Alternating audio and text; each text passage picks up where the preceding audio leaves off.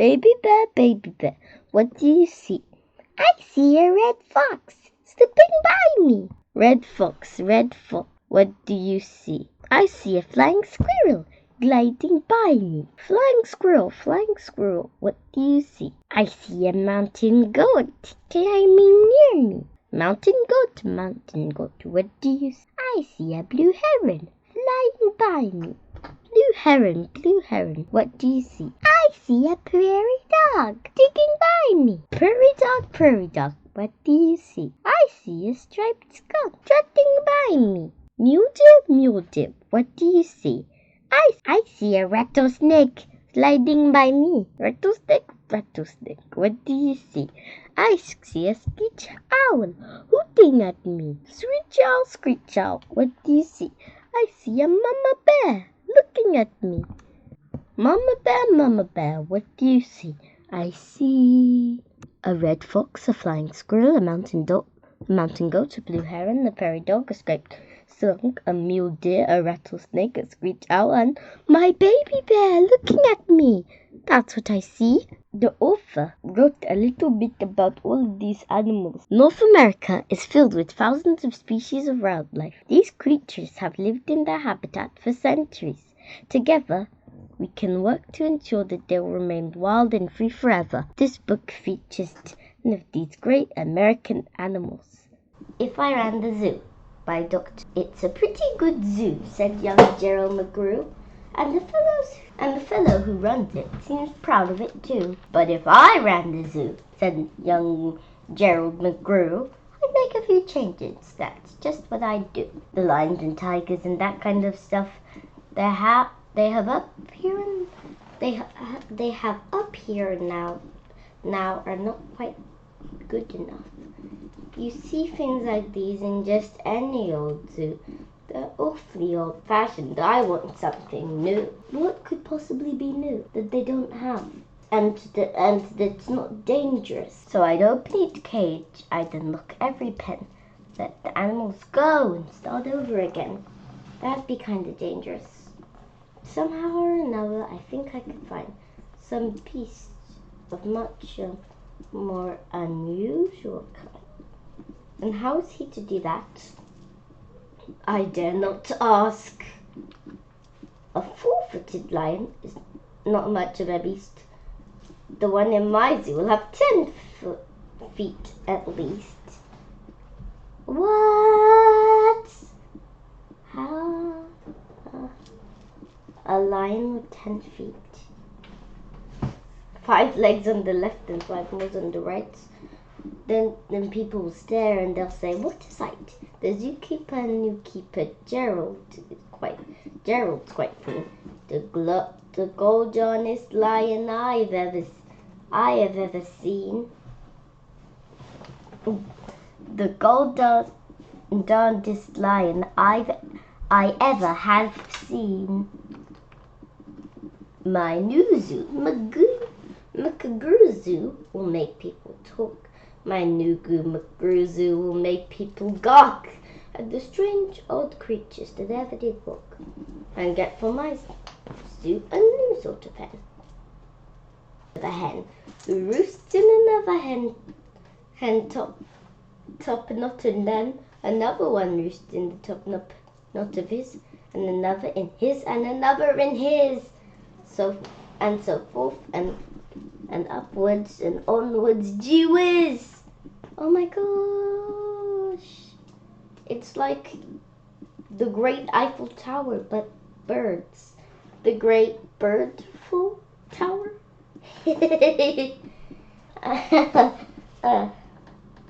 I guess we'll find a name for it somehow. But that's just a start. I'll do better than that. They'll see me next day in my zookeeper hat, coming into my zoo with an elephant cat. A what? That looks like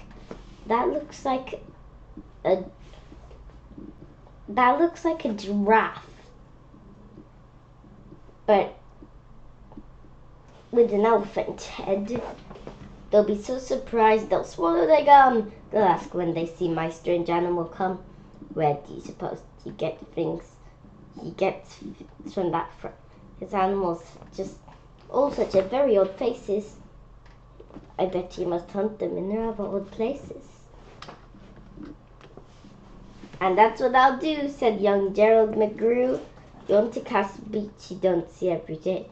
You have to go places quite out of the way. You have to go places no other can get to. To get cold and you have to get wet too. Up past North Pole, where the frozen winds squeal. I'll go and I'll hunt in my ski-mobile and bring back a family of what do you know? Of what? What? That's a family of what do you know? Why would they name it a family of what do you know? That's how my new zoo, McGrew Zoo, will grow. I'll hunt in the mountains of Zomba Matant, with helpers who all wear their eyes at a slant and capture a fine fluffy bird called the buzzard.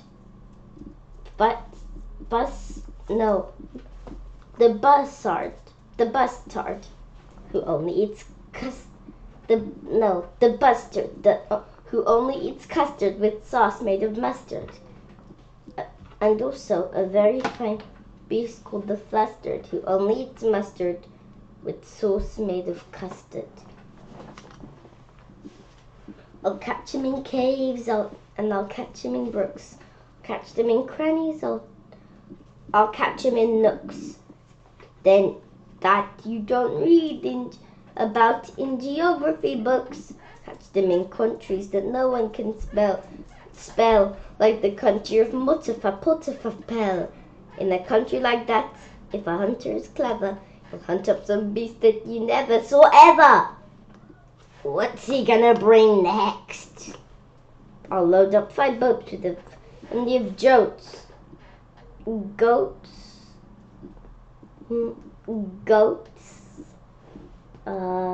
I have no idea what those are supposed to be.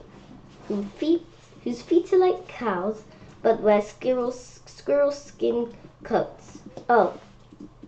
They have cow's feet and squirrel skin, but sit down like dogs, but have the voice of a goat, expecting they can't sing the very high notes. Wow, really weird. Then I'll go down to the wilds of Nantucket. Then I'll go down to the wild of Nantucket. Then I'll go down to the wild of Nantucket. Then I'll go down to the wild of Nantucket and capture a family of lunks in a bucket. Then people will say, now I like that boy heaps. His new zoo, McGrew Zoo, is growing by leaps. He catches them wild, and he catches them meek. He catches them slim, and he catches them sleek. What do you suppose he'll capture next week? I'll capture one tiny. I'll capture one cute. I'll capture a deer that no hunter would shoot. A deer that's so nice he could sleep in your bed if it weren't for those horns he had, on his head. Aww, so cute.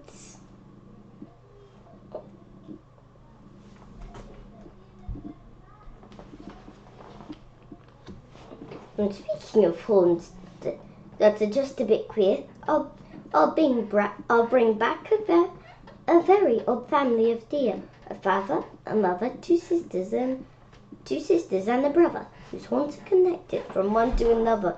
Horns are so mixed you can't tell them apart, can't tell where they end and can't tell where they start. Each deer is mighty puny. He's never yet found if his horns are hers or the other way round. That's kind of like the internet. That looks like the internet, but horny internet. I'll capture them fast, I'll capture them scrawny, I'll capture a scragglefoot mulligata warning. I'll capture a scragglefoot mulligata Winnie. Mulligata Winnie. A high-stepped animal as fast as the wind from the blistering sands of the desert of Zend. This beast is the beast with the brave chieftain, with the brave chieftain ride, where they want to go fast to find some place to hide. A Mulligat Winnie is fine for my zoo, and so is a chieftain. I'll bring one. So is a chieftain. I'll bring one back too. At far western part of southeast North Dakota lives a very fine animal called the eota. But I'll capture one who's even much finer in the northeastern west part of South Carolina. When people see him, they'll be like, "Now I wonder, this new groom, the McGrew Zoo is really a wonder." Some beasts are quite friendly, but still in some lands, some beasts are too dangerous to capture with bare hands. For those that are ugly and vicious and mean, I'll build a bad animal catching machine. It's rather expensive to build such a kit, but with it a hunter can never get bit. A zoo should have bugs, so I'll capture a furwhirl. A zoo should have bugs, so I'll capture a furwhirl whose legs are snarled up in a terrible snarl. Then I'll go out and capture some chugs, some keen shooter, mean shooter, bean shooter bugs. Pew, pew, pew, pew, pew, pew, pew, pew. I'll go to the African island of Yurka. There's no African island called Yurka. And bring back a tufted mazurka, a kind of canary with quite a tall throat. His neck is so long if he swallows an herb for breakfast the first day of April, they'll say it has to go down such a very long way that it gets to his stomach the 15th of May. What? I'll bag a big bug who's very surprising, a fella who has a propeller for rising and zooming across, making crunchy hops from Texas to Boston with only 2 stops. Now that sort of thing for a bug is just tops. And when I've caught him, the next thing you know, I'll capture a wild tic-tac-toe with X's that win and with zeros that lose. You look mighty good in the zoo of McGrews. Bring back a gusset, a gherkin, a gasket, and also a gooch from the wilds of Nantasket, and 8 Persian princes will carry the basket. For what their names are, I don't know, so don't ask it. In the cave of Khartoum lives a beast called the gnat that no other hunter's been able to catch. He's hidden for years in a cave with a pout. And I'll coax him out with a wonderful meal that's cooked with my cooks in my cookmobile. He'll fix up a dish that is just to his taste. 3 chicken crochets made of library paste that's sprinkled with peanut shucks pickled and spiced, then baked at 600 and then iced. It's mighty hard cooking to cook up such feast, but that's how the new zoo, McGrew Zoo, gets beasts. The faraway mountains of Tobsk, near the rivers of Nobsk, I'll bring back an obs, a sort of kind of a of a thingamabobs who only eats rhubarb and corn on the cobs. And people will flock into my zoo with a mobsk. McGrew, they will say, does a wonderful jobsk. He hunts with such vim and he hunts with such vigor. His new McGrew zoo gets bigger and bigger. And speaking of birds, there's the Russian Paluski, whose headski is redski, and whose belly is blueski. I'll get one of them for my Zooski McGrewski. Then the whole town will grasp why this boy never sleeps. No keeper before ever keeps whatever kept what he keeps. No telling what that young fella will do. And then just to show them, I'll sail to crew and bring back an itch cooch, a preep and a prue, a knuckle, a nerd, and a seersucker too. I'll hunt in the jungle of hipponohungus and bring back a flock of wild biponobungas. The biponobungas from hipponohungus are better than those in the dipponodungas and smarter than those in the nippononungas. And that's why I'll catch him in hipponohungus instead of the others in nungus and dungus. And people will say when you see these bips bounding, the zookeeper, newkeeper simply examining. He travels so far. You'd think he would drop. When do you suppose this young fellow will stop? Stop? Well, I should, but I won't stop until I capture the Mawizzamadil, the world's biggest bird from the Isle of Gwark, who only eats pine trees. And spits out the bark.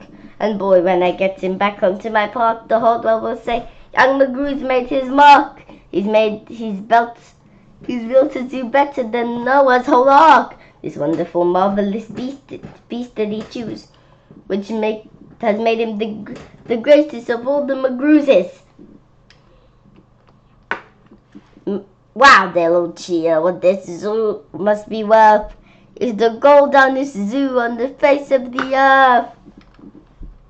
Yes, that's what I do, said the young Gerald McGrew. Made a few changes. If I ran this. Brown bear, what do you see? Ooh, and here we have a really pretty set on the book, and the author signed the book. Brown bear, what do you see? I see a red bird looking at me. Red bird, what do you see? I see a yellow duck looking at me. That's a really pretty red bird with a nice pretty tail. A pink tail. Wow. Really beautiful. Yellow duck, what do you see? I see a blue horse looking at me.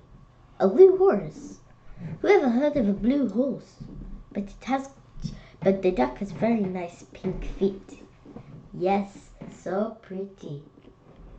Blue horse, what do you see? I see a green frog looking at me.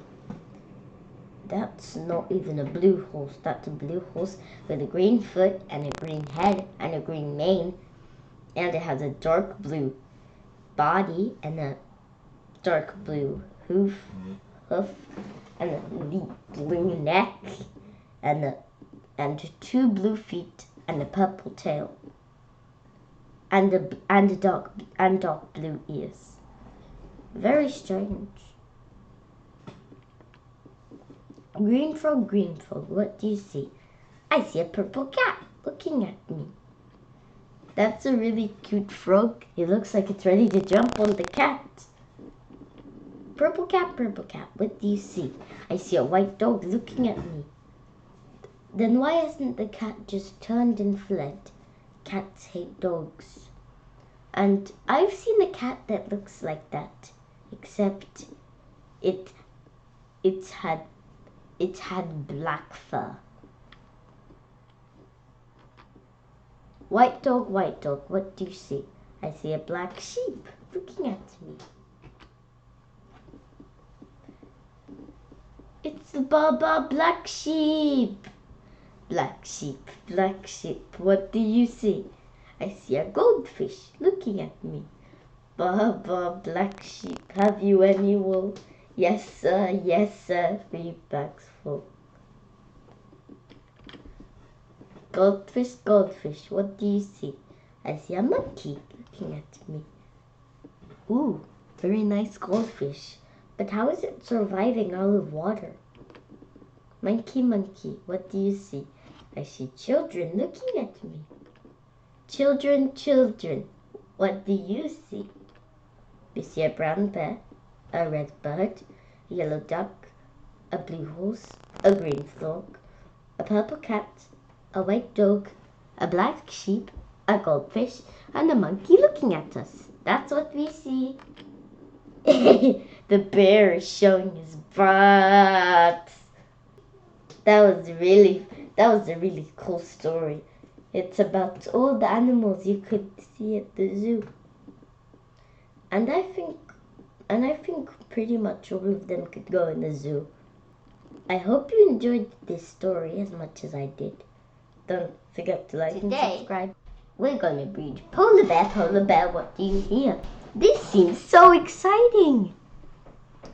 What does a polar bear hear? Polar Bear, what do you hear?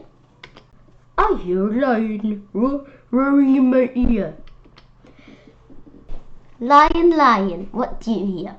I hear a hippopotamus snoring in my ear. Snoring hippopotamus. Imagine what that sounds like. I know. There's the king of the jungle. Or the king of the savannah. Hippo, what do you hear? I hear a flamingo fluting in my ear. Flamingos can play the flute.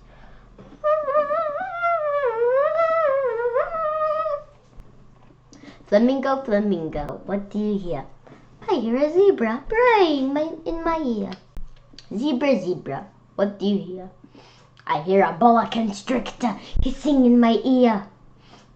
Oh, do you know which snake is the best to build a house in the jungle? Or a rainforest? A boa constrictor. Boa constrictor, what do you hear? I hear an elephant trumpeting in my ear. An elephant? Elephant, what do you hear? I hear a leopard snarling in my ear. Uh-oh, a leopard. You better run, elephant. It might bite you. Leopard, what do you hear? I hear a peacock yelping in my ear. Peacock, what do you hear? I hear a walrus bellowing in my ear. A walrus bellowing? Walrus, what do you hear? I hear a zookeeper whistling in my ear. A zookeeper? Zookeeper, what do you hear? I hear children. Growling like a polar bear, roaring like a lion, snorting like a hippopotamus, fluting like a flamingo, braying like a zebra, hissing like a boa constrictor, trumpeting like an elephant, snarling like a leopard, bellowing like a walrus. That's what I hear. Oh. The polar bear's butt. The polar bear's butt. That was a really interesting book. It was what all animals in the zoo would hear. But I don't think all of them would be zoo animals. Some of them are too dangerous. The enormous crocodile is planning what to have for his lunch. This foul fiend, the greediest cook in the whole river, wants to eat something juicy and delicious. His teeth sparkle like knives in the sun, and he's getting hungrier and hungrier. But what can the greedy, grumptious brute gobble up? Beware, he's looking for someone that looks a lot like you. In the biggest, browniest, muddiest river in Africa, 2 crocodiles with their heads just above the water. 2 crocodiles lay with heads just above the water. One of the crocodiles was enormous, the other one was not so big. Do you know what I would like for my lunch today? the enormous crocodile asked. No, the not-so-big one said. What? The enormous crocodile grinned, showing hundreds of sharp white teeth. For my lunch today, he said, I would like a nice, juicy little child. I never eat children, the not-so-big one said. Only fish. Oh, cried the enormous crocodile. I bet if you saw a fat, juicy little child paddling in the water over there at this very minute, you'd gobble him up in one gulp. No, I wouldn't, the not-so-big one said. Children are too tough and chewy. They're tough and chewy and nasty and bitter. Tough and chewy? Nasty and bitter? What awful tummy rot you took. They are juicy and yummy. They taste so bitter, not-so-big one said. You have to cover them up with sugar before you can eat them. Children are bigger fish than fish. You get bigger helpings. You're greedy, the not-so-big one said. You're the greediest croc in the whole river. I'm the bravest croc in the whole river, said the enormous crocodile. I'm the only one who dares to leave the water and go through the jungle to the town to look for little children to eat. You've only done that once, the not-so-big one said. And what happened then? They all saw you coming and ran away. Ah, but today when I go, they won't see me at all, said the crocodile. Of course they'll see you, the not-so-big one said. You're so enormous and ugly, they'll see you from miles away. The enormous crocodile grinned again, and his terrible sharp teeth sparkled like knives in the sun. No one will see me, he said, because this time I've thought up secret plans and clever tricks. Clever tricks, cried the not-so-big one. You've never done anything clever in your life. You're the stupidest croc in the whole river, and the cleverest croc in the whole river. For my lunch today, I shall feast upon a fat, juicy child while you lie here in the river feeling hungry. Goodbye. The enormous crocodile swam to the side of the river and crawled out the water. A gigantic creature was standing in the slimy, oozy mud on the river bank. It was Humpy Rumpy, the hippopotamus. Hello, hello, said Humpy Rumpy. Where on earth are you off to at this time of day? I have secret plans and clever tricks. Oh dear, said Humpy Rumpy. I bet you're going to do something horrid. The enormous crocodile grinned at Humpy Rumpy and said, I'm going to fill my hungry, empty tummy with something yummy, yummy, yummy, yummy. What's so yummy? Said Humpy. Try to get it something that walks on two legs, said Humpy Rumpy. You don't really mean you're going to eat a little child? Of course I am. Oh, you horrid, greedy, grumptious brute, cried Humpy Rumpy. I hope you get caught and cooked and turned into crocodile soup. The enormous crocodile laughed out loud at Humpy Rumpy. Then he waddled off into the jungle. Inside the jungle, he met Trunky the elephant. Trunky was nibbling leaves on the top of a tall tree. He didn't notice that the crocodile was at first, so the crocodile bit him on the leg. Ow, said Trunky in his big, deep voice. Who did that? Oh, true.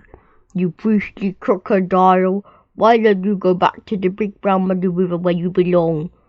I have secret plans and clever tricks. I mean you've got nasty plans and nasty tricks. You've never done a nice thing in your life. I'm off to find and lummy child for lunch. Keep listening and you'll hear the bones go crunch.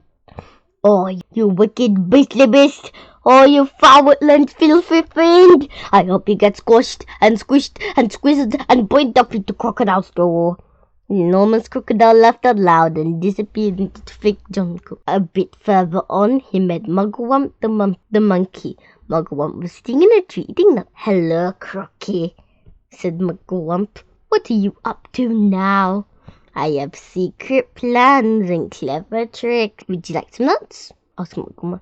I have better things to eat than nuts. I didn't think there was anything better than nuts, said Mugwump.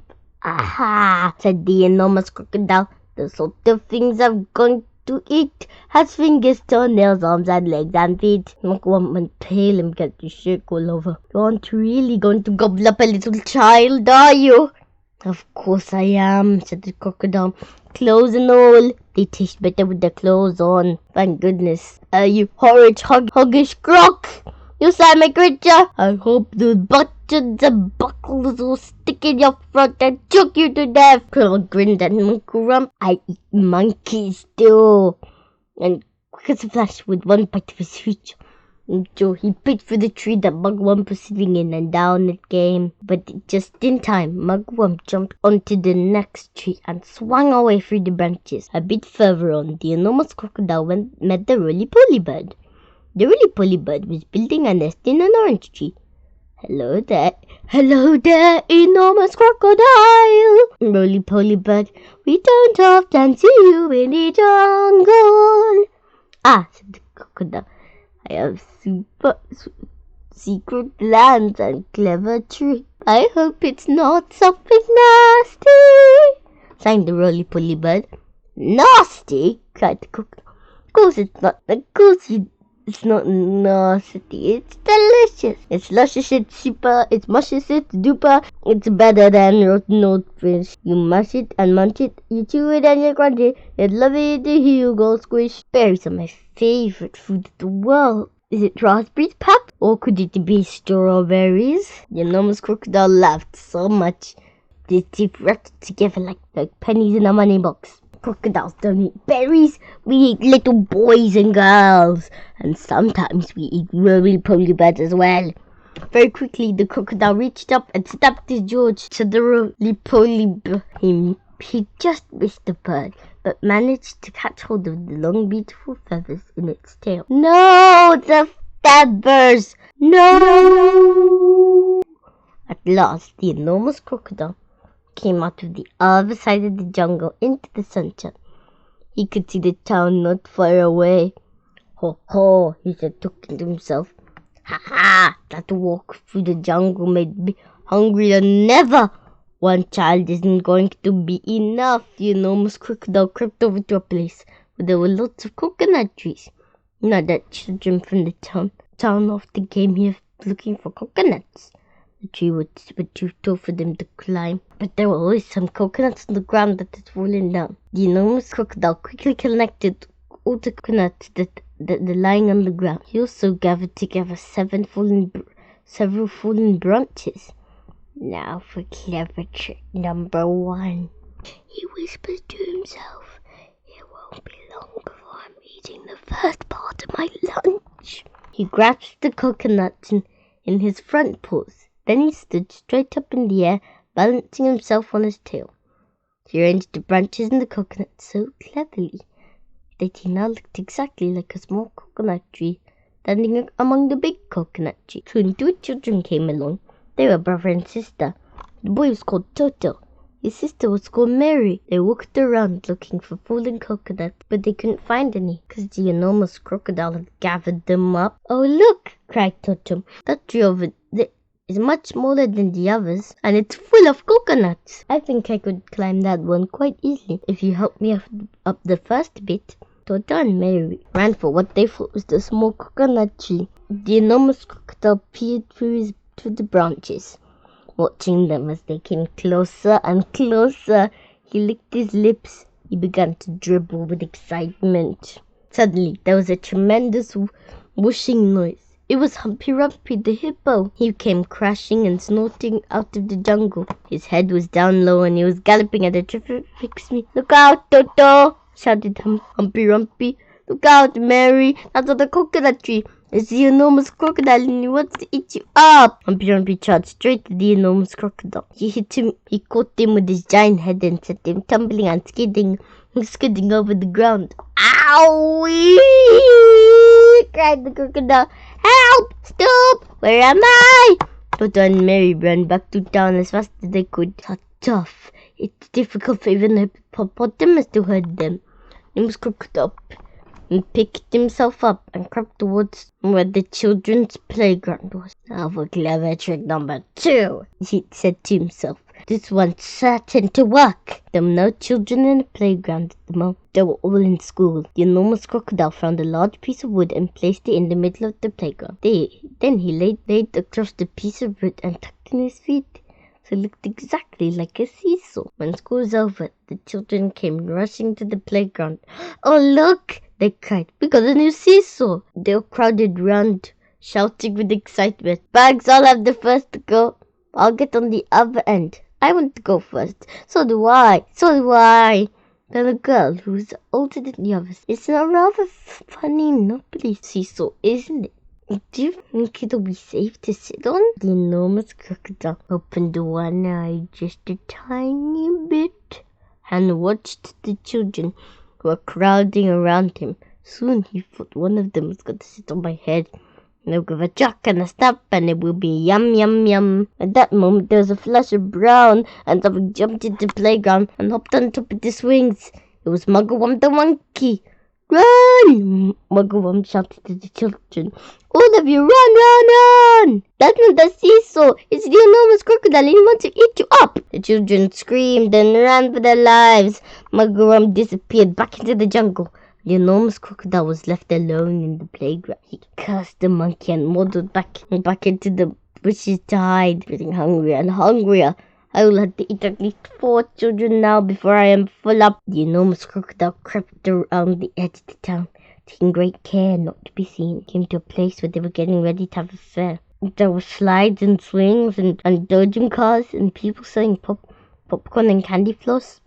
There was also a big roundabout. The roundabout had marvelous wooden creatures for the children to ride on. There were white horses and lions and tigers and mermaids with fishes' tails and fish and dragons with red tongues sticking out of their mouth. "Now for clever trick number 3, said the enormous crocodile, licking his lip, known as licking. He crept up to the roundabout and put himself between a wooden lion and a fearsome dragon. He sat up a bit on his back leg and kept very still. He looked exactly like a wooden crocodile on the roundabout. Soon all the children came flocking into the fair. Several of them ran towards the roundabout. They were very excited. "I'm going to ride on a dragon," cried one. "I'm going on a lovely white horse," cried another. "I'm going on a lion," cried a third one. And one girl whose name was Jill said, "I'm going to ride on that funny old wooden crocodile." The enormous crocodile kept very skinny. The girl coming towards him.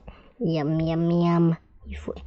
"I'll gulp her easily up in one gulp." Suddenly there was a swish and a swoosh and something came swishing and swooshing out of the sky. It was the roly-poly bird. He flew round and round the roundabout singing, "Look out, Jill, look out, look out. Don't ride that crocodile." Jill stopped and looked. "That's not a wooden crocodile, that's a real one. It's the enormous crocodile from the river and he wants to eat you up." Jill turned and ran. So did all the other children. Even the man who was working the roundabout just jumped off it and ran away as fast as he could. The enormous crocodile cursed the roly-poly bird and waddled back into the bushes to hide.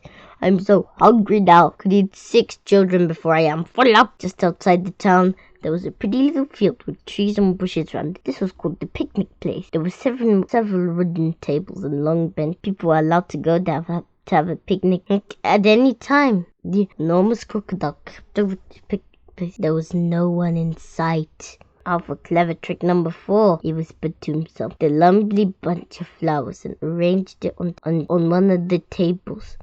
On the same table, he took away one of the benches and by the bushes. Then he put himself in the place where the bench had been. By tucking his head under his chest and twisting his tail out of sight, it made him look much like a long wooden bed with 4 legs. So 2 boys and girls came along carrying baskets of food. They were all one family, and their mother had said they could go out and have a picnic together. "Which table shall we sit?" said one. "Let's take the one with the lovely flowers on it," said another. The enormous crocodile kept as quiet as a mum. "I shall eat them all," I said to them. Then they would come and sit on my back, and I would swing my head around quickly, and after that it'll be swish, squish, cluck, crunch, roll up. Suddenly, a deep voice from the jungle sounded, "Stand back, children! Stand back! Stand back!" The children stopped and stared at the place where the voice was coming from. The children stopped, and then, with a crashing of the branches, Chunky the elephant came rushing out of the jungle. "That's not the bench you are going to sit on," he bellowed. "The enormous crocodile, and he wants to eat you up." Chunky trotted over to a spot where the enormous crocodile was standing.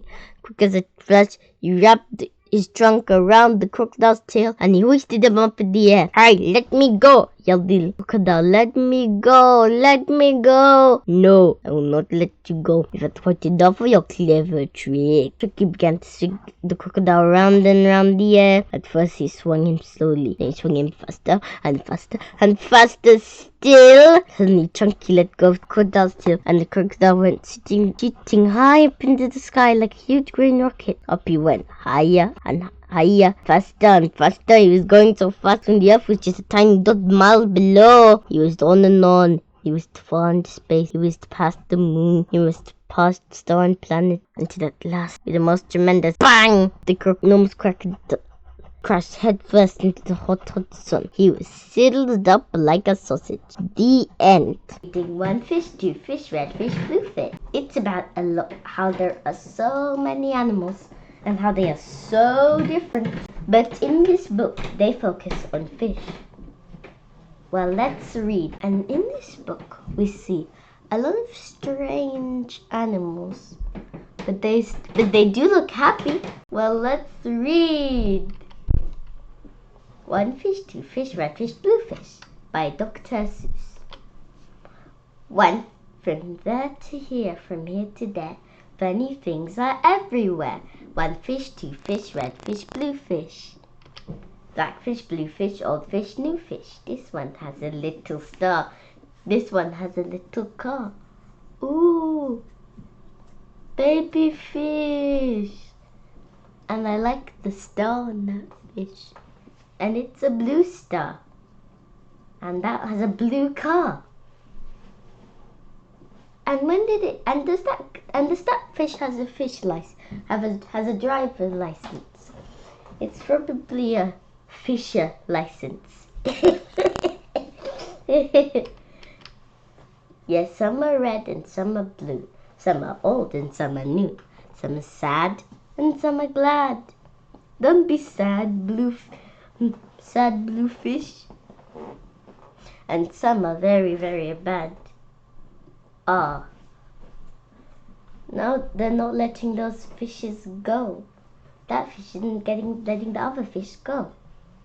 Why are they sad and glad and bad? I don't know. Go ask your dad. Okay. But do you think he'll know? Probably. I think he will. Some are thin and some are fat. This fat one has a yellow hat. From there to here, from here to there. Funny things are everywhere. Oh yeah.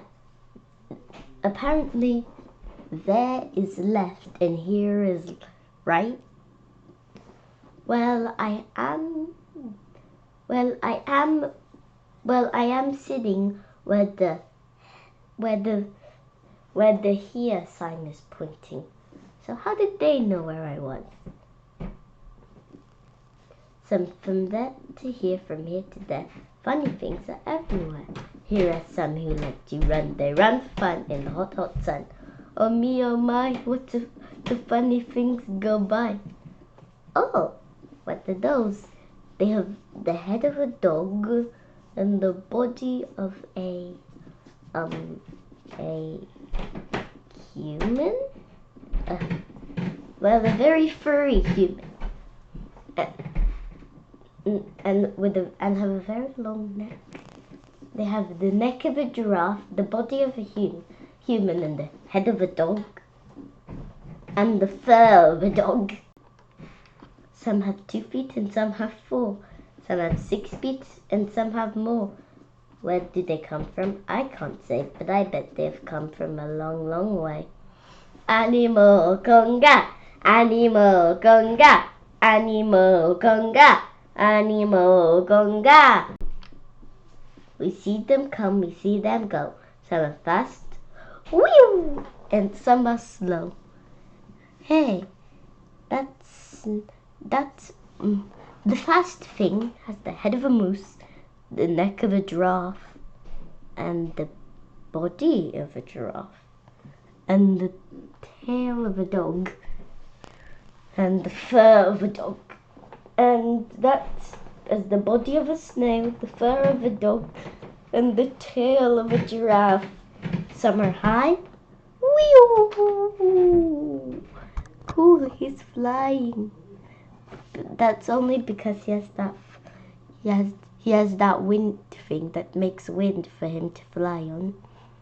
And he is the body of a human and the fur of a dog. Because he has no tail. And some are low. That's the body of a bear and the hair of a human, I guess. None of them is like another. Don't ask us why. Go ask your mother. Say, look at his fingers. 1, 2, 3. How many fingers do I say? 1, 2, 3, 4, 5, 6, 7, 8, 9, 10. He has 11. 11. That is something new. I wish I had 11 too. No, I'm fine with 10 fingers. I don't need 11 fingers. That extra finger will get stuck somewhere. Bump, bump, bump. Did you ever ride a wump? We have a wump with just one hump. But we know a man called Mr. Gump. Mr. Gump has a 7-hump wump. So if you like to go bump, if you like to go, let's just jump on the hump of the wump of the Gump. Who am I? My name is Ned. I do not like my little bed. This is no good. This is not right. My feet sneak out of bed all night. When I pull them in, oh dear, my head sticks out the bed up here.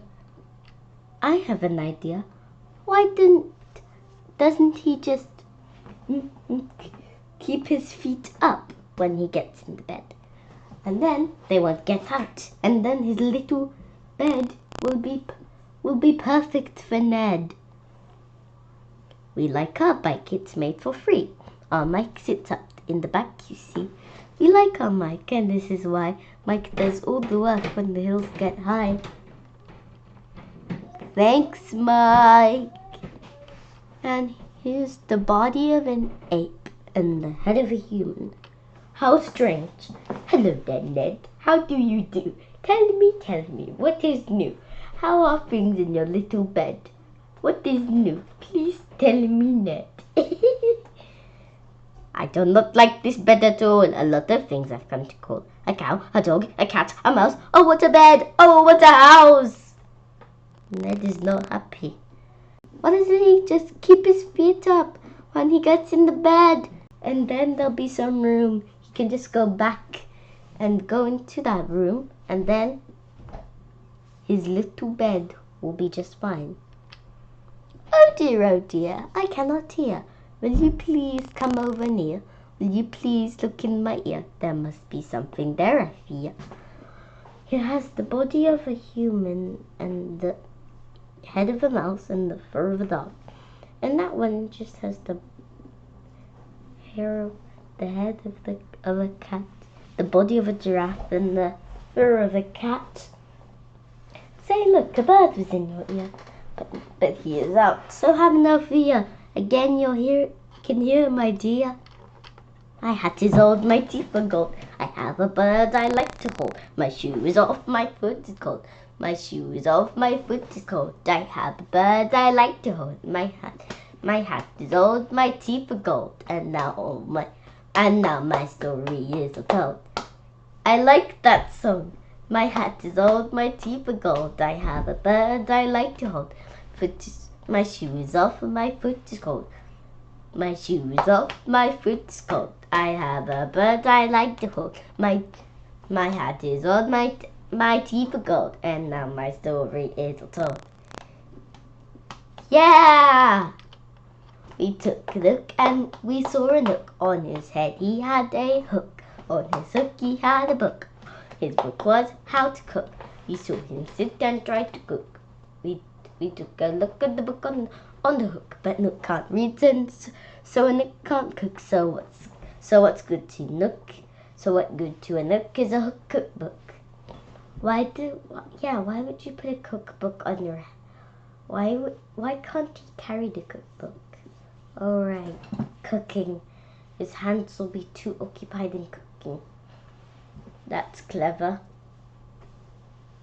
You should have a phone so you can play the video and watch the video and put it in front of him. Even he could even put the book in front of the cooking utensils. The moon was out and we saw some sheep. We saw some sheep take a walk in their sleep. By the light of the moon and the light of the sky, they walked on all night round near too far. Hey, I am near that sign.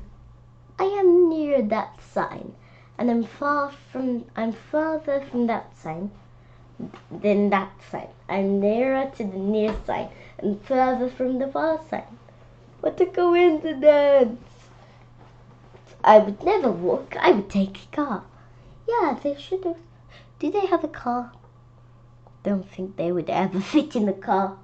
Maybe they should have a car without a roof. They can stick their little heads out.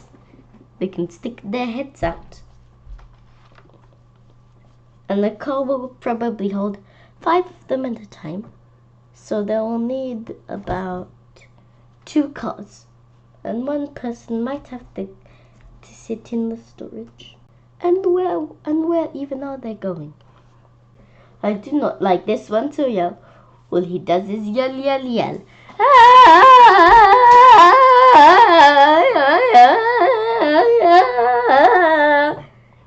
I will not have this one to bounce.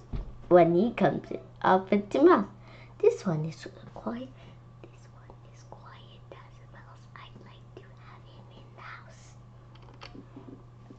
At our house we open cans. We have to open many cans. That is why we have a Zans.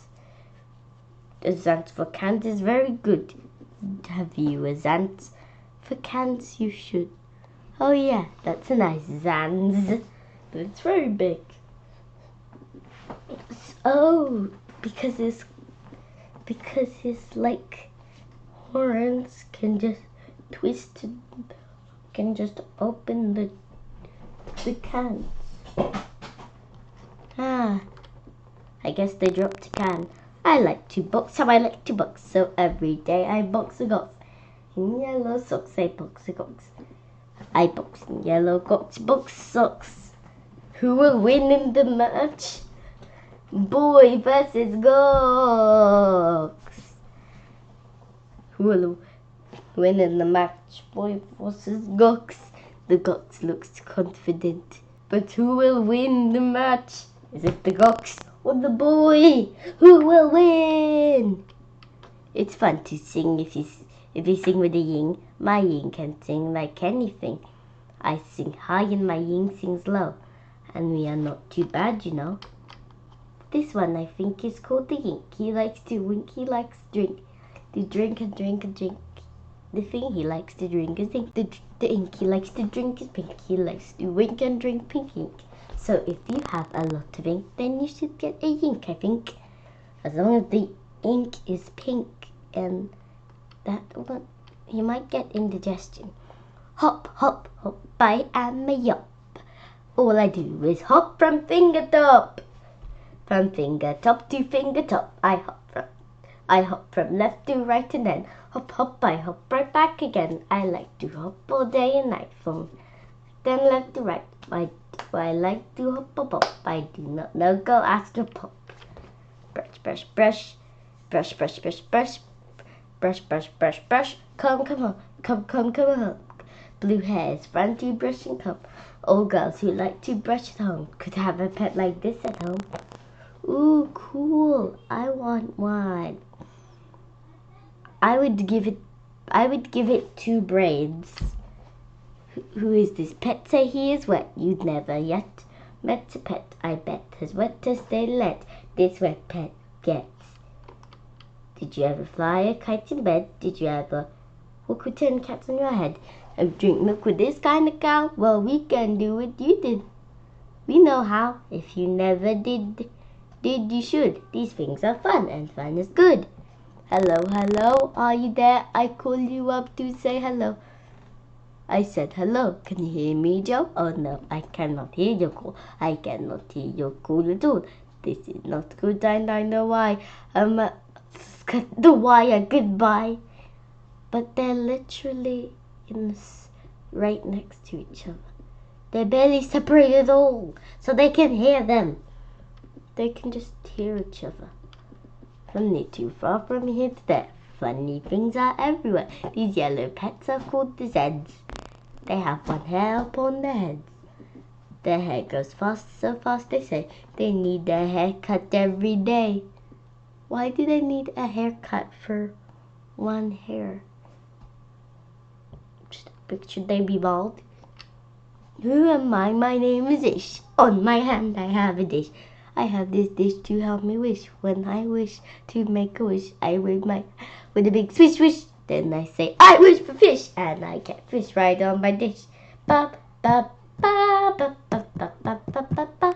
So if you wish to wish a wish, you may wish for fish with my Ish wish dish. Ooh, at our house we play a game. We play a game called Ring the Gack. Would you like to play this game? Come down, we have the only gack in town. Ooh, fun. I want to play. Look what we found in the pocket in the dark. We'll take him home, we'll call him Clock. He lives in our house, we'll grow and grow. Will a mother like this? We do not know. Well, she let them have all those pets. Or did she? Did they just steal the pets? But without her mama knowing, they hide them. And now it's good night, it's time to sleep. So we will sleep with our pet Zeke. There is gone, today was fun. Tomorrow is another one. Every day from here to there, funny things are everywhere. That was a really great book. Pete the cat, rocking in my school shoes. Here comes Pete, strolling down the street, rocking red shoes on his full furry feet. Pete is going to school, and he sings this song. I'm rocking in my school shoes. I'm rocking in my school shoes. I'm rocking in my school shoes. I'm rocking in my school shoes. Pete is sitting at his desk when his teacher says, come on, Pete, down that hall to a room with books on every wall. What did he write? Pete the cat. Just don't write in capitals, write in lowercase. And the bird is there. Where's Pete going? The library. Pete has never been to the library before. Does Pete worry? Goodness, no. He finds his favorite book and sings his song. I'm reading in my school shoes. I'm reading in my school shoes. I'm reading in my school shoes. Check out Pete. He's ready to eat in a big noisy room with tables and seats. Where's Pete? The lunchroom. It can be loud and busy in the lunchroom. Does Pete worry? Goodness, no. He sits down with his friends and sings this song. I'm eating in my school shoes. I'm eating in my school shoes. I'm eating in my school shoes. I'm eating in my school shoes. Pete and his friends are playing outside on the green grassy field with swings and slides. Where's Pete? There are cats playing football in my playground. There are people playing football like every day. And when I'm going out, I have to dodge the balls. The playground. Kids are running in every direction. Does Pete worry? Goodness, no. He slides and swings and sings his song. I'm playing in my school shoes. I'm playing in my school shoes. I'm playing in my school shoes. All day long, Pete sings his song. Is that the day when it's music class? I love it when it's music class. I'm singing in my school shoes. I'm painting in my school shoes. I'm adding in my school shoes. I'm writing in my school shoes. When school is done, Pete rides the bus home. Pete's mom asks him, "Did you do at school today?" And Pete says, I was rocking in my school shoes. I was rocking in my school shoes. I was rocking in my school shoes. I was rocking in my school shoes. I was rocking in my school shoes. I was rocking in my school shoes. And I'll do it again tomorrow, 'cause it's all good. The very hungry caterpillar. And that's the caterpillar. In the light of the moon, a little egg lay on the leaf. How big is that leaf? Or did they just do a close-up painting? And it's a very good one. One Sunday morning, the warm sun came up and popped out of the egg, tiny and very hungry caterpillar. Aww! He started to look for some food, and the sun is shining very brightly. One morning he ate through an apple, but he was still hungry. Yeah, an apple wouldn't satisfy a bird's hunger, but wouldn't it satisfy a caterpillar's? Anyway, let's see what he eats next. On Tuesday he ate through 2 pears, but he was still hungry. 2 pears? Well, I would be kind of full if I ate 2 pears. On Wednesday he ate through 3 plums, but he was still hungry. 3 plums? I've never eaten a plum before. On Thursday he ate through 4 strawberries, but he was still hungry. Strawberries don't have stalks. Well, they don't have brown stalks like an apple. But but strawberries are small. On Friday he ate through 5 oranges, but he was still hungry. So much. But now he's gonna eat a lot of yummy stuff. On Saturday he ate through 1 piece of chocolate cake. I'd like some. 1 ice cream cone. 1 pickle. No thank you. 1 slice of Swiss cheese. 1 slice of salami. Salami. 1 lollipop. Look. Yummy. 1 piece of cherry pie. No. 1 sausage. 1 cupcake. And 1 slice of watermelon. Yes, please. That night he had a stomachache. I'd imagine the next day was Sunday again. The caterpillar ate through 1 nice green leaf, and after that he felt much better. And there's the leaf. It's a little leaf. And he ate through it. Now he wasn't hungry anymore, and he wasn't a little caterpillar anymore. He was a big fat caterpillar. Oh, very fat.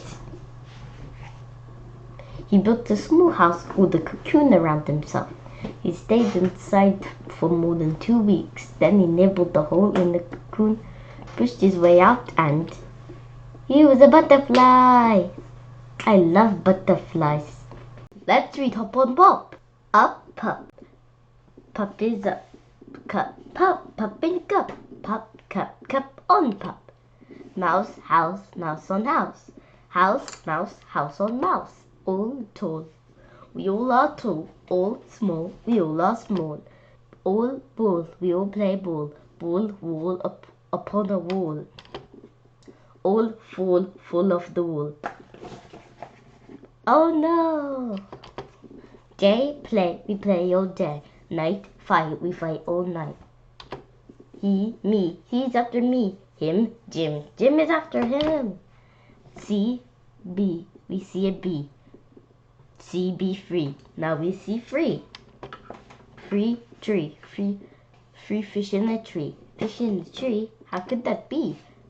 Red, red, they call me Red. Red bed, I am in bed. Red, Ned, and Ted. Red, Ned, Ted, and Ed in bed. Pat, Pat, they call him Pat. Pat sat on the hat. Pat, cat, Pat sat on the hat. Pat, bat, Pat sat on the bat. No, Pat, no, don't sit on that. Sad dad, bad had. Dad is very, very sad. He had a bad day. What a day Dad had. Thing, thing. What is that thing? Thing, sing. That thing can sing. Song, long, a long, long song. Goodbye, thing. You sing too long. Walk, walk. We like to walk. Walk, talk. We like to talk. Hop, pop. We like to hop. We like to hop on top of. Stop, you must not hop on pop. Mr. Brown, Mr. Brown, Mrs. Brown. Mr. Brown is upside down. Pup, up, Brown, down. Pup is down, where is Brown? Where is Brown? There is Brown. Mr. Brown is out of town. Back, Black, Brown came back. Brown came back with Mr. Black. Snack, snack, eat a snack. Jump, bump, he jumped, he bumped. Fast, past, he went past fast. Went 10 cent, he went in the tent. I sent him out of the tent. Wet, get 2 dogs get wet. Help, yelp, they yelp for help. Heel, hill, will went up the hill. Will hill still, will is up the hill still. Father, mother, sister, brother, that one is my other brother. My brother reads a little bit like words and if and it's. My father can read with words like Constantinople and Timbuktu. Say, what does that say? See, he, me, we, pat, pat, pop, pop. He, free to be. Chop, chop, hop, stop. Ask me tomorrow, but not today. The grouchy ladybug. Aphids are very small insects. They suck the juice from leaves, and then the leaves die. But ladybugs eat aphids. And that's good for trees, shrubs, and other plants with leaves. It was night, and some fireflies danced around the moon. Do-do-do. At 5 o'clock in the morning, the sun came up. And look in the corner. There's a clock. And that clock reads 5 o'clock in the morning. A friendly ladybug flew in from the left to the one right here. It saw a leaf with many aphids on and decided to have them for breakfast. But the grouchy ladybug flew in from the right. Oh no! The grouchy ladybug! Friendly ladybug, run! And that grouchy ladybug also saw the aphids, but it wanted to have them for breakfast too. Who's gonna get the aphids? Only one way to find out. Good morning, said the friendly ladybug. Go away, shouted the grouchy ladybug. I want those aphids. We can share them, suggested the friendly ladybug. No, they're mine. All mine! Screamed the grouchy ladybug. Rude. Do you want to fight me for them? They're gonna fight? But they can't. But why would you fight over food? That's like going to the grocery store. You see your neighbor, and they want to buy, and there's the last cupcakes, and you want to buy those cupcakes, but they want them too. But of course they can. One of them can take them home, and the neighbors can share them. That's a little something called manners. If you insist, answered the friendly ladybug sweetly. It looked the grouchy ladybug straight in the eye.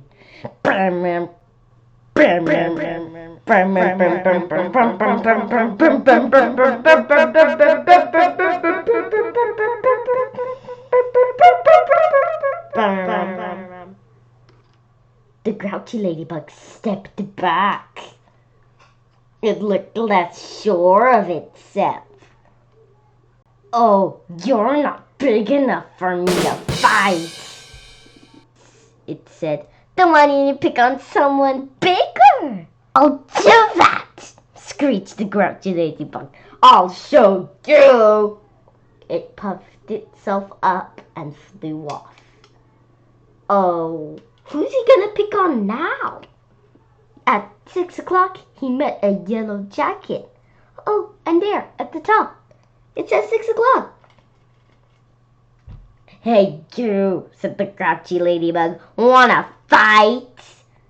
If you insist, said the yellow jacket, showing its stinger. Oh no! Stung by a wasp? That would hurt badly.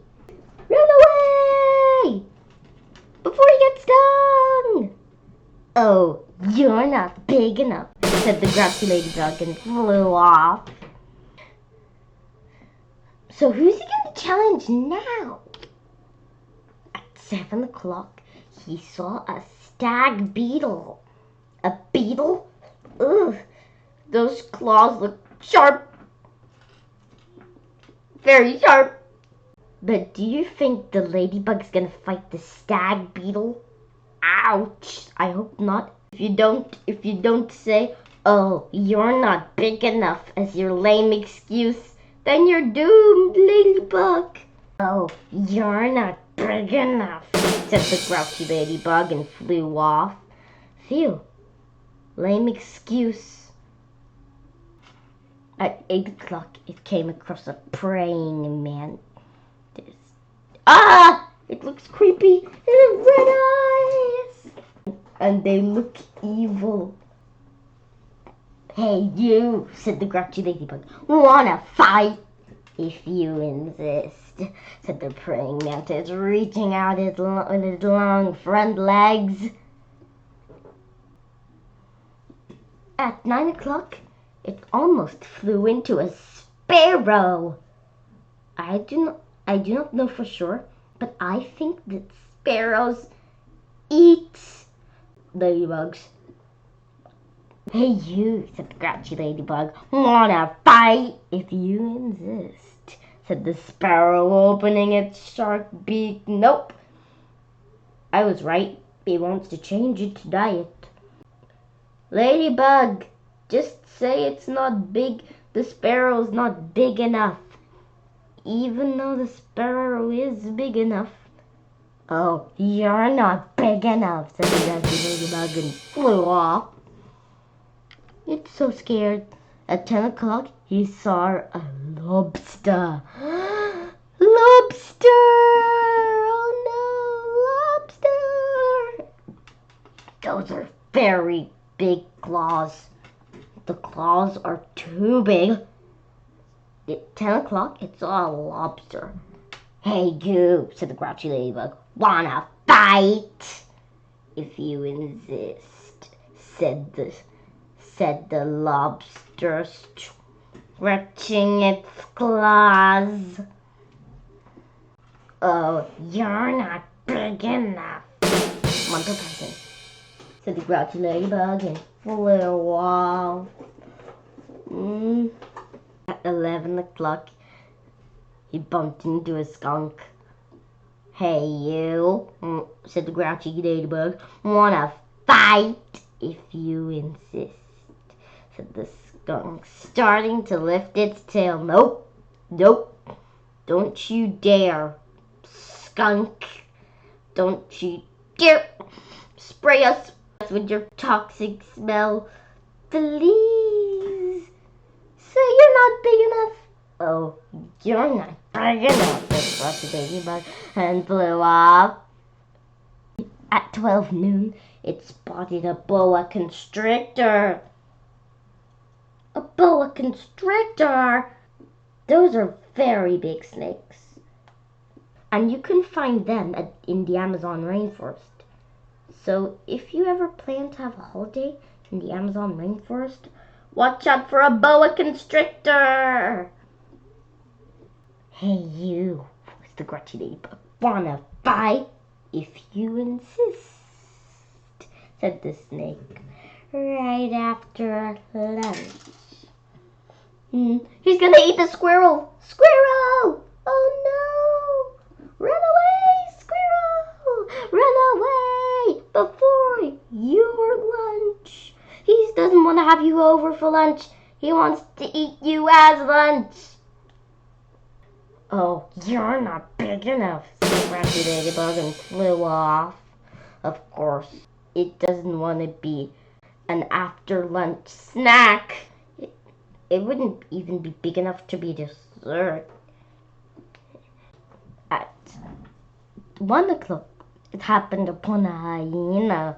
Hey you, said the grouchy ladybug, wanna fight? If you insist, said the hyena, laughing eerily and showing its teeth.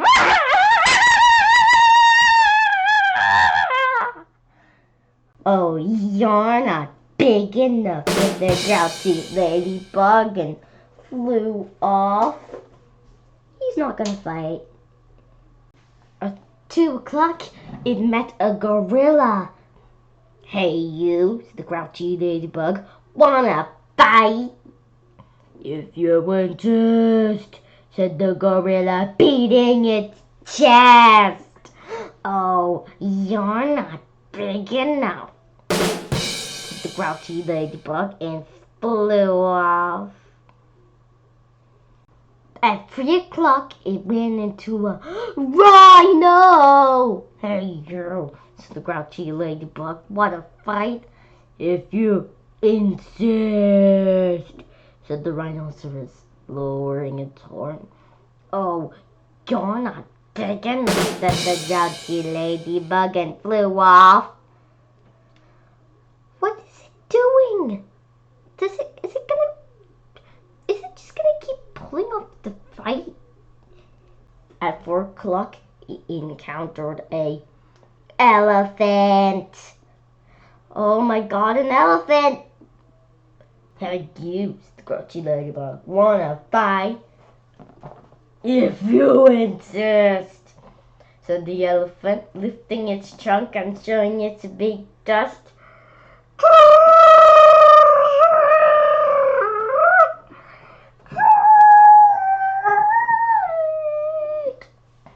Oh, you're not big enough, said the grouchy ladybug and flew off. At 5 o'clock, it met a whale. Hey you, said the grouchy ladybug, wanna fight? But the whale didn't answer at all. You're not big enough anyway, said the grouchy ladybug and flew off.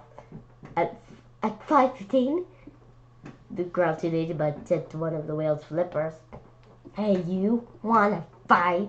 But it got no answer, so it flew on. Whale flippers don't talk. At 5:30, the grouchy ladybug, whale's fin, hey you, wanna fight? At 5:45, he said to the whale's tail, hey you, wanna fight? But the whale's tail gave gave this grouchy ladybug such a slap that it flew across the sea and across the land. At 6 o'clock, the grouchy ladybug arrived right back where it started from. It is probably furious right now. "Ah, here you are again," said the friendly ladybug. "You must be hungry. There are still some eggs left. You can have them for dinner." "Oh, thank you," said the wet, tired, and hungry ladybug. Not the grouchy ladybug, the wet, tired, and hungry ladybug. I guess it learned its lesson. You should always share your food. Soon all the aphids were gone. "Thank you," said the leaf. "You're welcome," answered both of them. Went to sleep, and the fireflies, who were asleep all day, started to come out again and dance in the moon. "That's a really big pancake, and I'm hungry for breakfast." Once upon a time, there was a mother who had 7 little boys, 7 hungry little boys. The mother began making a very big pancake for her 7 hungry little boys. Flour, salt, eggs, and butter, and mixed the batter. Then she melted some butter in the biggest frying pan. Then Mother poured the batter into the big frying pan. It made a very big pancake. A huge pancake to feed 7 hungry little boys. But watched pancake as it could. "We are hungry," they said. "Pancake ready yet?" The one lifted the side pancake looked underneath it, turning golden. To eat it. "Oh no, I must toss it. Oh no, I must toss it yet. I must toss it up in the air to turn it over so that the other side will turn golden. Then it will be ready. Oh dear, I must not wait until the other side, my other side is it's a little, else I shall be all eaten up by 7 hungry little boys, and that'll be the end of me. I will run away," thought the pancake. "Yes, I will run away. I will run right away from the 7 hungry little boys." Took the frying pan both tossed the pancake high in the air. The frying pan ready to catch the pancake as it turned in the air. "Oh no, you don't," said the pancake to itself. It did a flip in the air, missed the frying pan, and landed on the floor. With one side golden and the other side pale, it rolled away on its end like a very big penny. "Whoa! The pancake is escaping! Run away, pancake!" The pancake rolled out to the door and away down the road. "Stop!" shouted the mother. Frying pan stood up. "Stop!" she said as she ran after the pancake. Past the road, the pancake way down the road. The 7 hungry little boys ran down the road by their mother. "Stop!" they shouted. "We want to eat you!" "Oh no!" said the pancake as he rolled on faster. "I don't want to be eaten by 7 hungry little boys." Soon the pancake passed the man. "Stop! You look like a delicious pancake. Please let me eat you." "Oh no!" said the pancake. "I don't want to be eaten. A mother couldn't catch me. 7 little boys couldn't catch me. And I won't let you catch me." Then the pancake rolled faster and faster. The man joined in behind the 7 hungry little boys and the mother. And they all ran after the big pancake. Soon the pancake passed the cat. "Stop!" shouted Meow the cat. "Meow! Meow, meow, meow, meow, meow, meow, meow, meow, meow, meow, meow, meow, meow, meow." "Oh no," said the pancake. "I don't want to be eaten. A mother can catch me. 7 little boys couldn't catch me. A man couldn't catch me. And I won't let you catch me." Meow! Then the pancake rolled faster and faster. The cat joined in behind the man, 7 hungry little boys and the mother. They all ran after the big pancake. And the pancake passed the cockerel. "Stop!" shouted the cockerel. "You shouted the cockerel.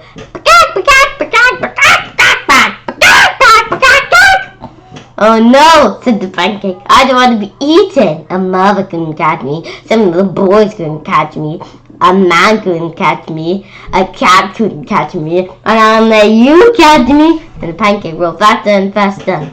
Cole joined in behind the cat and the man and 7 hungry little boys and the mother. They all ran after the big pancake. Pancake passed the duck. Quack! Quack! Shouted the duck. Quack, quack, quack, quack, quack, quack, quack, quack, quack, quack, quack, quack, quack, quack. Oh no, said the pancake. I don't want to be eaten. A mother couldn't catch me. 7 little boys couldn't catch me. A man couldn't catch me. A cockle couldn't catch me. And I won't let you catch me. Then the pancake rolled on faster and faster. The duck joined in behind the cockerel and the cat and the man and the 7 hungry little boys and the mother. And they all ran after the big pancake. Soon the pancake catched the cow. Stop! Moo! Shouted the cow. Moo, moo, moo, moo, moo, moo, moo, moo, moo, moo, moo, moo, moo, moo. Oh no, said the pancake. I don't want to be eaten. A mother couldn't catch me. 7 little boys couldn't catch me. A man couldn't catch me. A cat couldn't catch me. A cockerel couldn't catch me. A duck couldn't catch me. And I won't let you catch me. And the pancake rolled on faster and faster. The cow joined in behind the duck and the cockerel and the cat and the man and 7 hungry little boys and the mother. And they all ran after the big pancake. Soon the pancake passed the pig. What are you doing in such a hurry? Asked the pig. Away from a mother, 7 hungry little boys, a man, a cat, a cock, a duck, and a cow. They all want to eat me and I don't want to be eaten up. Of course you don't want to be eaten up. I've never heard such a thing. And the pancake pig came to a river. Now what am I going to do? The pancake asked the pig. I can't swim. But I can swim. You get on my snout and I'll take you across the river. So hold on to pig's snout. Then the pig opened his mouth and gobbled up the pancake. That was the end of the big pancake. That the mother and 7 hungry little boys and the man and the cat and the cockerel and the duck and the cow never did catch the big pancake. Oh, that's a smart pig. Being the very clumsy click beetle. One fine morning, a young click beetle decided to go for a walk. The sun is rising. There's nothing like a sunrise in the morning. At noon, it climbed up onto a flower. What flower is that? In the afternoon, it rummaged through a pile of pebbles. I wonder what it's looking for. Is it looking for anything? Or is it just trying to have fun? In the evening, it crawled amongst the 2 blades of grass. And when it turned night, the young click beetle climbed up a tree. After a while, it got tired and fell to the ground. It landed on his back. The young click beetle tried very hard to turn over onto its feet, but it couldn't. Help! It cried. All along, a wise old click beetle had been watching the young click beetle. Tomorrow morning, I will teach you to tick and flip through the air and land on your feet. Do you want to quit? In the meantime, you may as well go to sleep. Good night. It's still on its back. It's still there. It flipped through the air and landed on its feet. Now you try, said the wise old beetle. Thank you, that looked easy, replied the young click beetle. Then an earthworm stuck its head up in the ground. Look at me, said the young click beetle. And with a loud, it flipped through the air. But it landed on its back. Very clumsy of me. Just then, a turtle ambled by. Ambled means walk very, very slowly. Better luck next time, said the turtle. Keep trying. Look at me, said the young click beetle. And with a loud kick, it flipped through the air.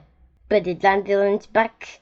How very clumsy of me, said the young click beetle. Just then the snail slipped by. Don't worry, said the snail. You'll get there. Look at me, said the young click beetle. And with a loud kick, it flipped through the air. But it landed on its back. How very clumsy of me, said the young click beetle. Then a mouse scurried by. "You need a little more practice," said the mouse. "Look at me," said the young Clickbee. "I'm the loud." It flew through the air, but it landed on its back just then. Oh, what was this? The young Clickbee had never seen anything so big. He could not move. It was so scared. "A person!" "Quick! Click and flip!" cried the wise old Clickbee who was watching. He's looking at the Clickbee, and the young Clickbee clicked and flipped through the air. But this time it did 3 graceful somersaults and landed on its feet. "Yay! Look at you!" shouted the wise old Clickbee. "You have done it!" Yay! Marvin gets mad. He looks really mad. On a perfect morning, Marvin and Molly found a tree full of big, juicy apples. There was one apple that Marvin really wanted, but no matter how high he jumped, he couldn't quite reach it. "Maybe it'll fall off," thought Marvin. He waited and waited, but the apple did not fall. Eventually, Marvin fell asleep. When Marvin woke up, the apple was gone. Molly was eating it. "I wanted that apple," shouted Marvin. "Sorry," said Molly. "I didn't know." Marvin was not happy. "Don't get mad with me. There are lots more apples in the tree." "I wanted that apple," shouted Marvin. "And you have eaten it." Marvin was so mad, he grew mad teeth, mad horns, mad feet, and a mad tail. "I want my apple!" "Calm down," said Molly. "No!" shouted Marvin, and he stamped on the flowers. He knocked over the chicken shed. He frightened the ducks and bit a cow's tail. Marvin didn't know what he wanted anymore.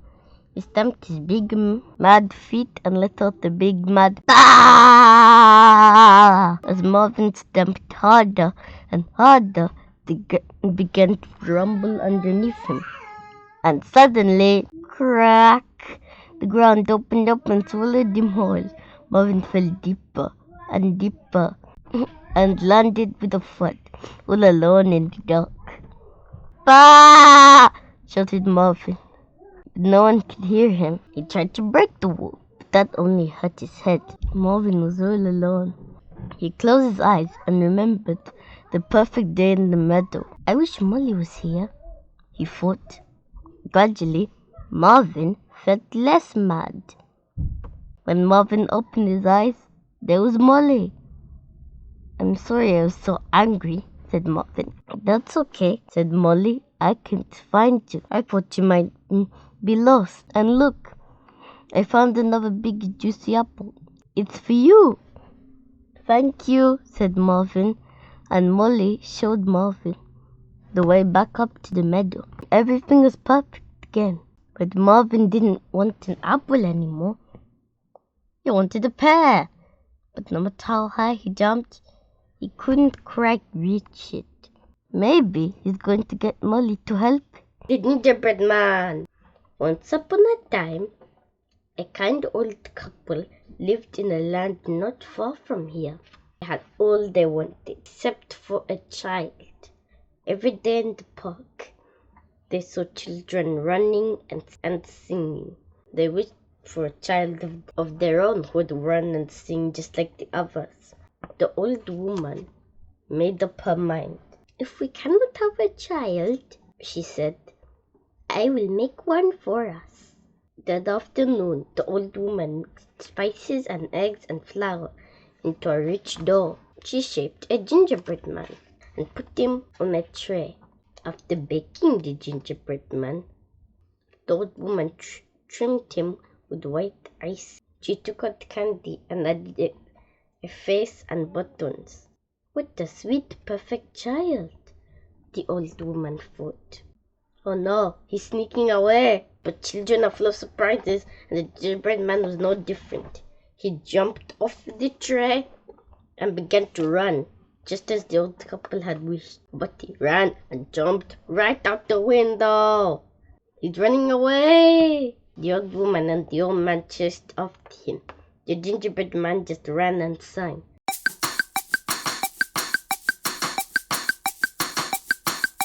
You can run and run as fast as you can. You can't catch me and the gingerbread man. Before long, a cat saw the gingerbread man.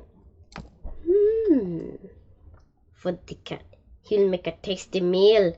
Oh, gingerbread man, purred the cat, do stop for a visit. The gingerbread man just ran and sang. I ran from the old couple, and now I'll run from you. You can run as fast as you can.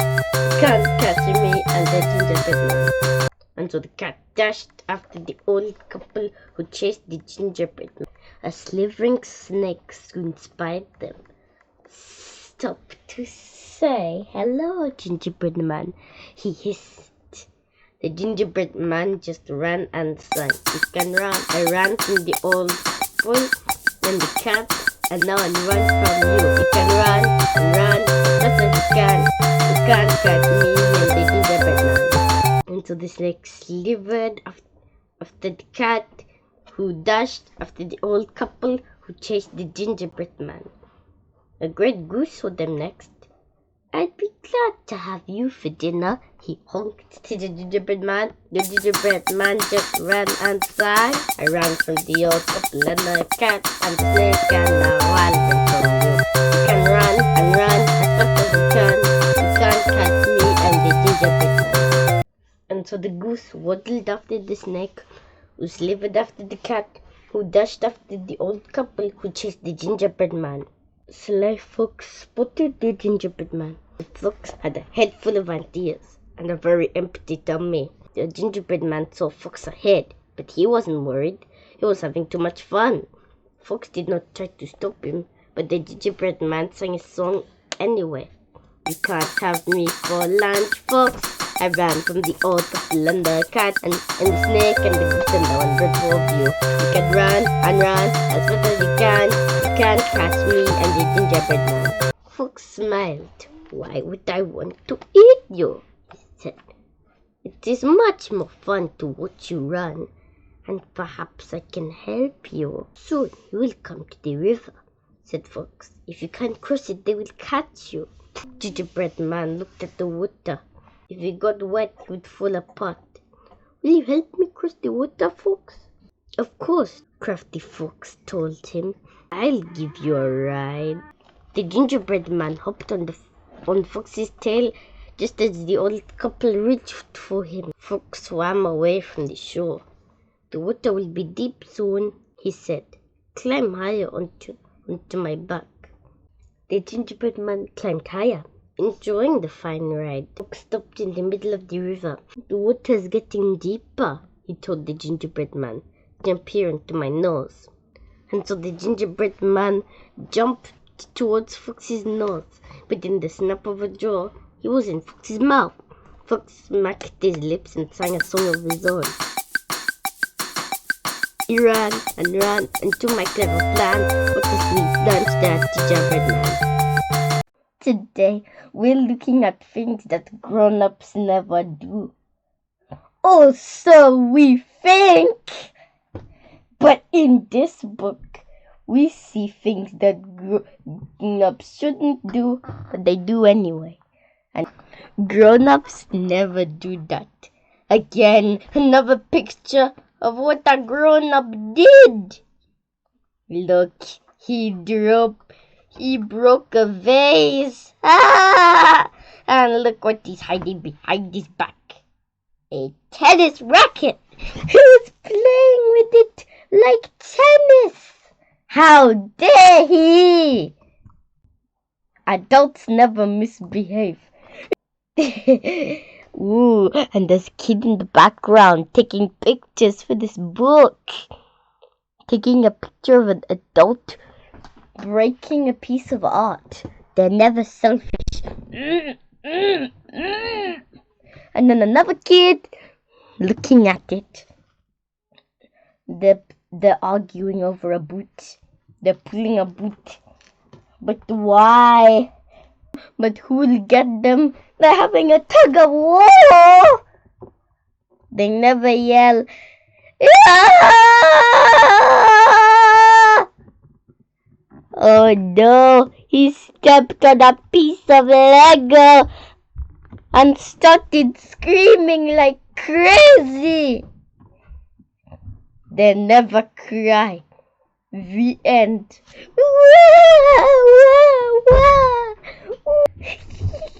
And there's a kid behind there looking at it, watching them cry. They never interrupt.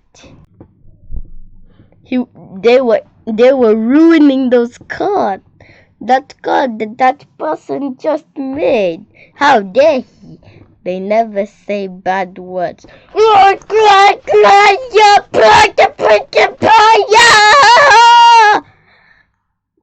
She's saying that because it's broken.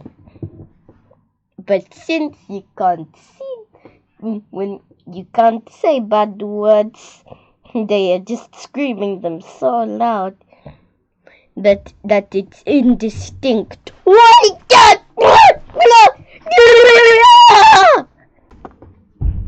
They're never clumsy. I fell down the stairs. Hello? Oh yes, I will get you your order soon, sir. I've been dumped on. Oh no, there's pink everywhere. There's pinks moving everywhere. Ah ha ha! I'm showing my underwear is showing. Oh no! My bag of groceries broke and now they're ruined. I'm so tired. I want some coffee. Pour. Oh no! It's spilling everywhere. Oh, yes, I will be there soon. Oh, text. Ah!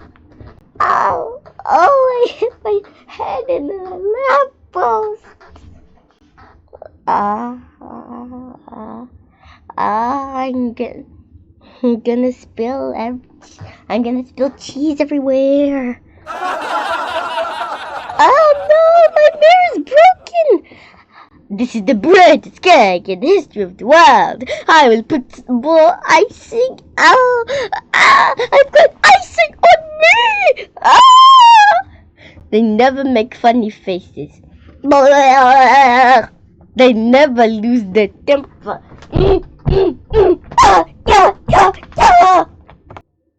Adults are never wrong.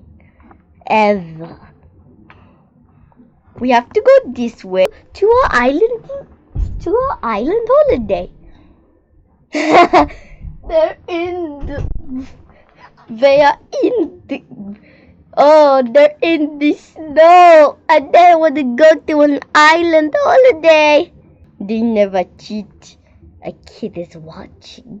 He says, oh look over there, and then he puts his chess piece so that he'll beat that chess piece. They never sulk. Yeah! Then he kicks the table and the chess is ruined. They never forget. My car keys! They're inside! But I am here!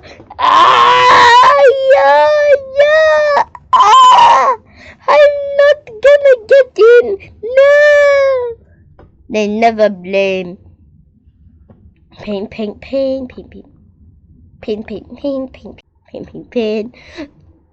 Oh no! He got paint all over that nice lady. The dog did it.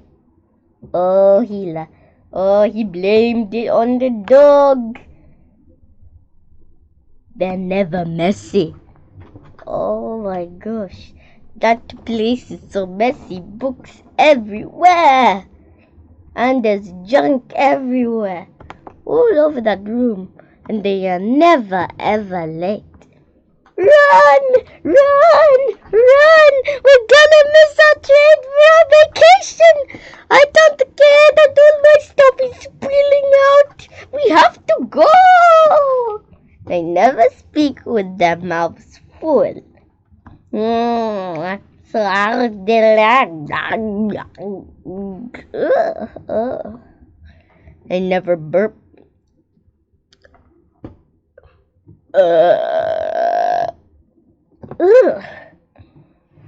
They never complain, especially about waking up.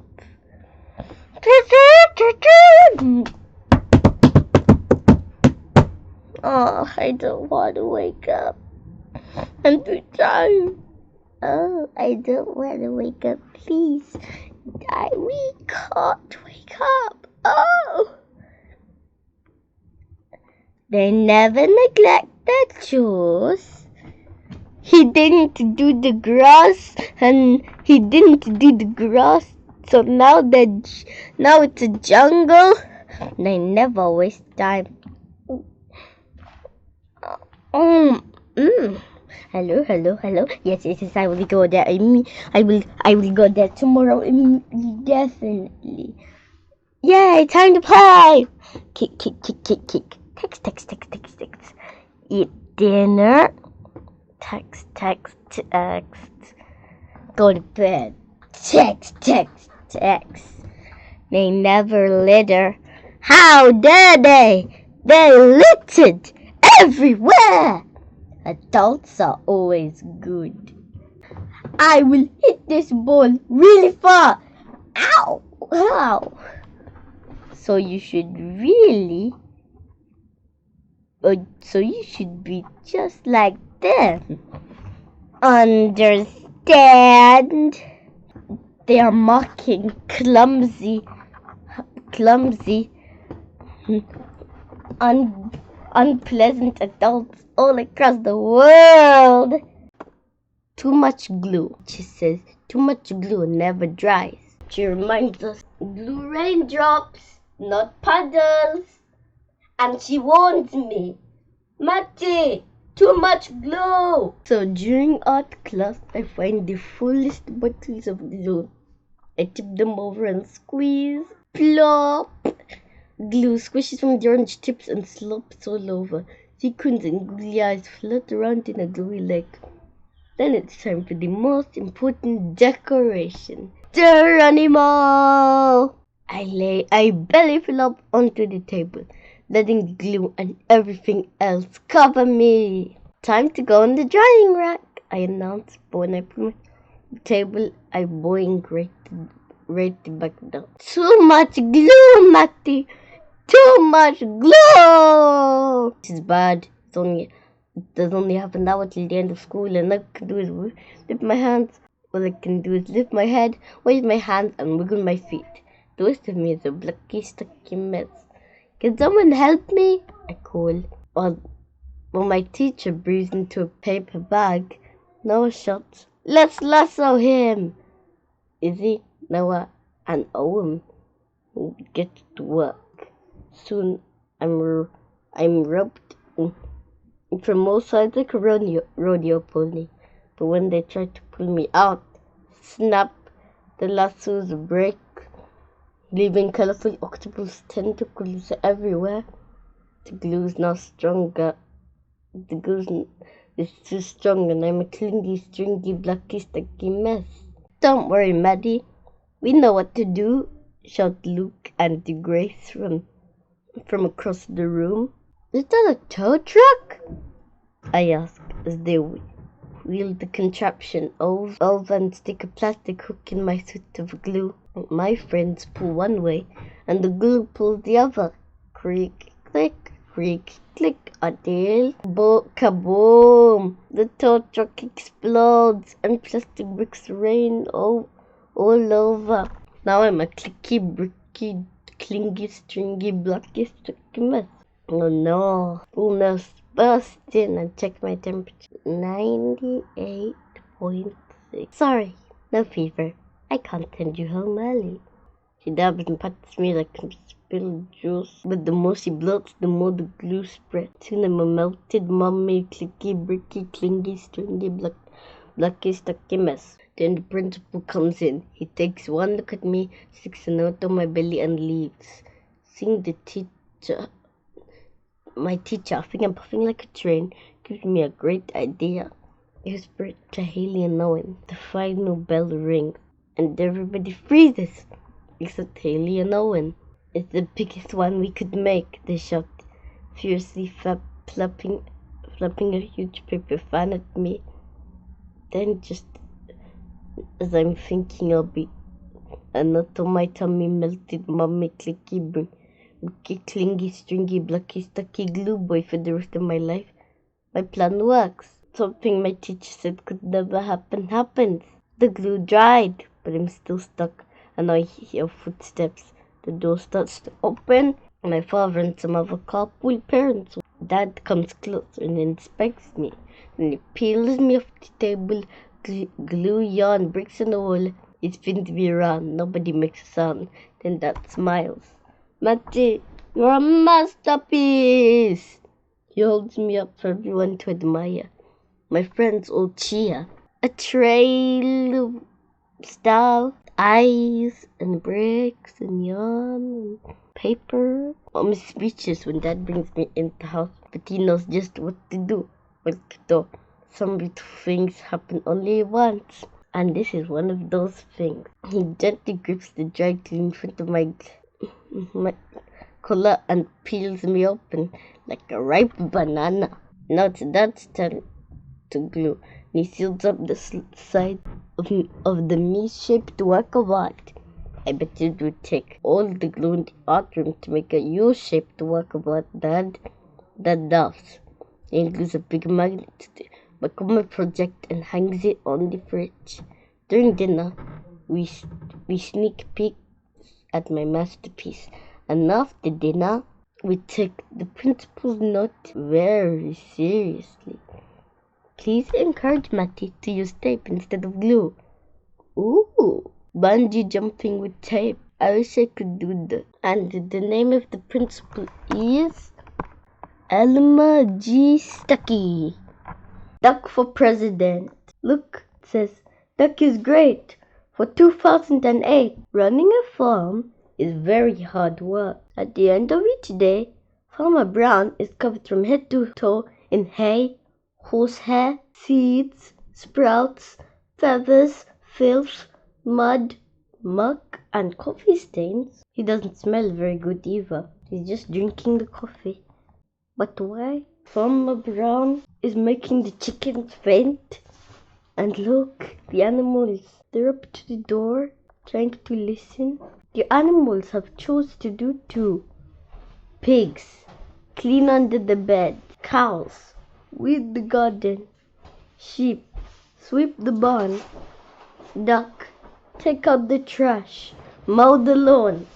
Grind coffee beans. At the end of each day, the pigs are covered in lint bunnies.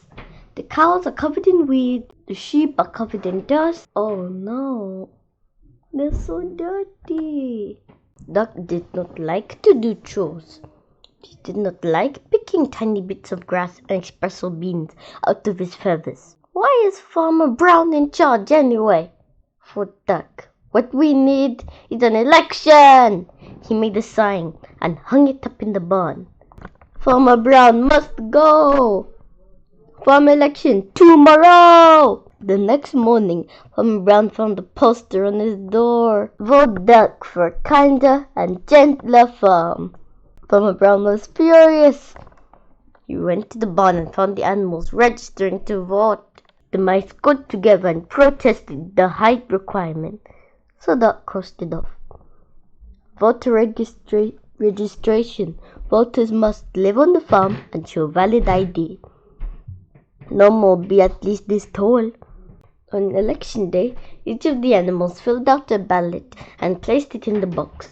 The vote was counted and the results were posted on the barn wall. Farmer Brown 6, Duck 20.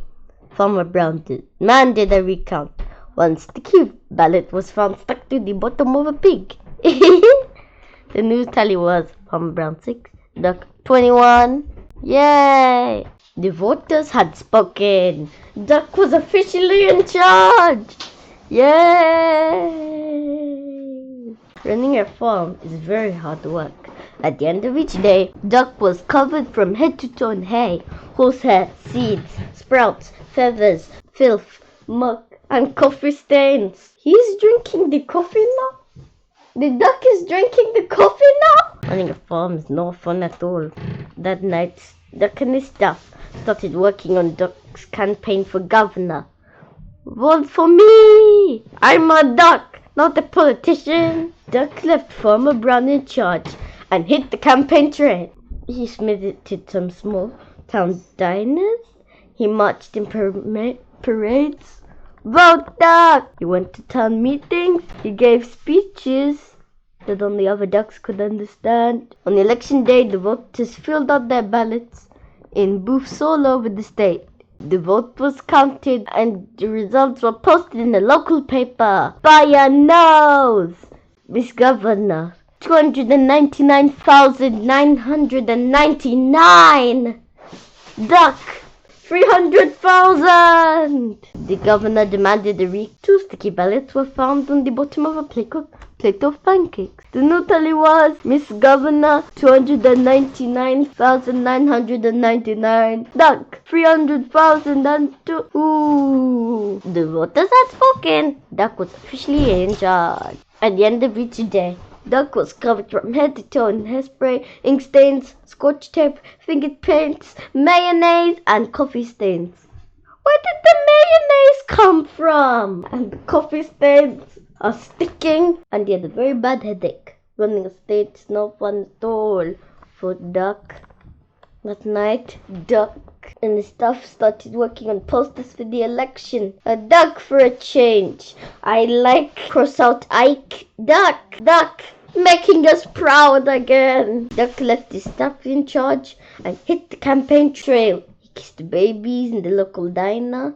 He rode in parade, gave speeches that only other ducks could understand again.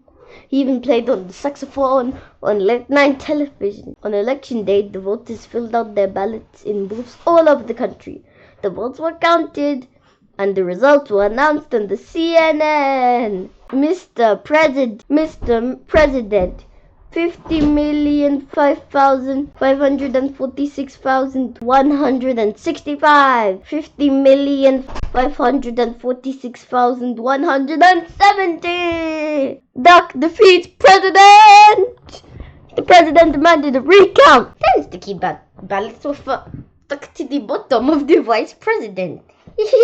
The new tally was Mr. President! 50,546,165. Duck! 50,546,180. The voters had spoken. Duck was officially in charge. Again. Running a country is very hard work. At the end of each day, Duck was covered from head to toe in face powder, paper cuts, staples, security badges, Secret Service agents, and there Duck is, President. Then he checked the help wanted act. Duck needed no experience necessary. Must be able to mow the lawn and grind coffee beans. Duck left the Vice President in charge and headed back to the farm. I'm reading Pete the Cat and his 4 groovy buttons.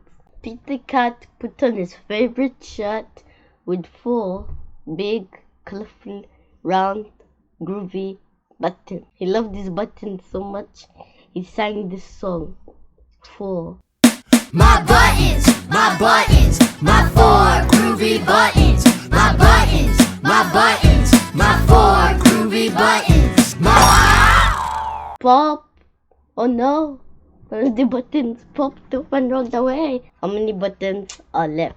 3. Groovy. Did Pete cry? Goodness no. Buttons come and buttons go. He kept on singing his song.